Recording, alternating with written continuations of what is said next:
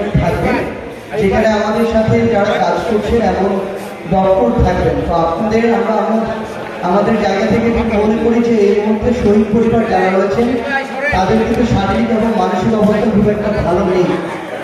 সেই জায়গা থেকে যদি প্রয়োজন মনে করেন যে ডক্টরের সাথে কোনো বিষয়ে কথা বলবেন, তাহলে আপনারা আপনাদের জায়গা থেকে বলতে পারেন। বাইরে একটা আমরা আমাদের মেডিকেল বুথও এখন বসাবো। আর আমরা আমাদের যে হস্তান্তর প্রক্রিয়াটা এখন থেকে ঠিক 22 মিনিট পরে শুরু করবো। 11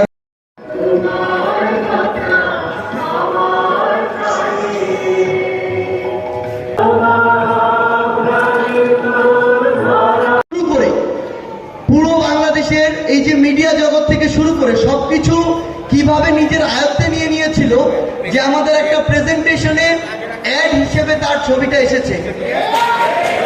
এবং আমরা আমাদের জায়গা থেকে শুধু আপনাদেরকে এই জন্যই সংগ্রামী শুভেচ্ছা জানাই যে আপনাদের এখনো ওই স্পিরিটটা আছে যে এই খুনির ছবি দেখলে আমরা সাথে সাথে জীবন দিয়েও প্রতিবাদ করার জন্য প্রস্তুত থাকি।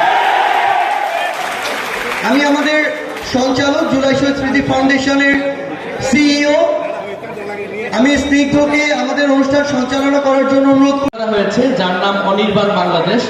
আমি অনির্বাণ বাংলাদেশের ভিডিওটি পরিচালনা করার জন্য অনুরোধ করছি। আমরা যারা আমাদের প্রিয়জন হারিয়েছি, যারা আহত হয়েছে, তাদের জন্য কখনো ভুলবার নয়। অনেক মানুষ হয়তো এখনো স্বাভাবিক জীবনে ফিরে গিয়েছে, কিন্তু এই আহত পরিবাররা এবং শহীদ পরিবাররা এখনো তাদের স্বাভাবিক জীবনে ফেরত যেতে পারেনি।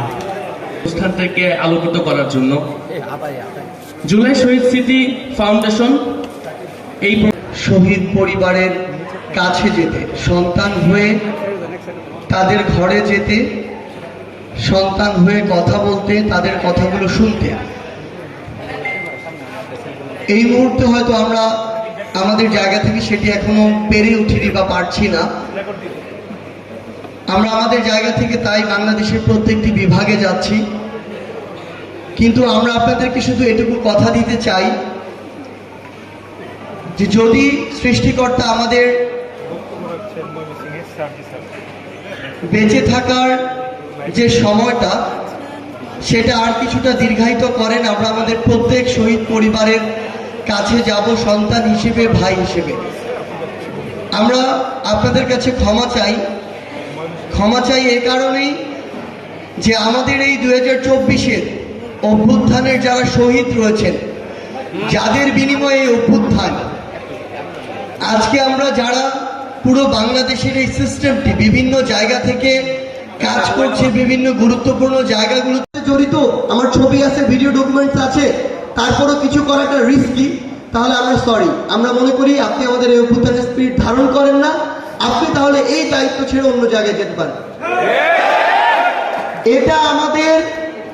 এটা শুধু আমাদের নয়, এখন যারা প্রশাসনের দায়িত্ব পালন করছে এটা তাদের অস্তিত্বের সাথে সম্পর্কিত। তারা আজকে এই জায়গায় এসেছে এই অভ্যুত্থানের ফলে, এটাই সত্যি কথা। এটা যদি না হতো হয়তো তাদেরকে কোনো জায়গায় পুলিশ লাইন্সে রাখা হতো, কোনো জায়গায় ট্রেনিং সেন্টারে রাখা হতো, কোনো জায়গায় বান্দরবানে পোস্টিং রাখা হতো। এটাই হয়েছে, আমরা তো এখন দেখছি। সো আমাদের বিনয়ের সাথে এটা অনুরোধ, দয়া করে যাদের এগেইনস্টে ডকুমেন্টস আছে তাদের বিচারিক প্রক্রিয়া যেন বিন্দু মাত্র কোনো দয়া দেখানো না হয়।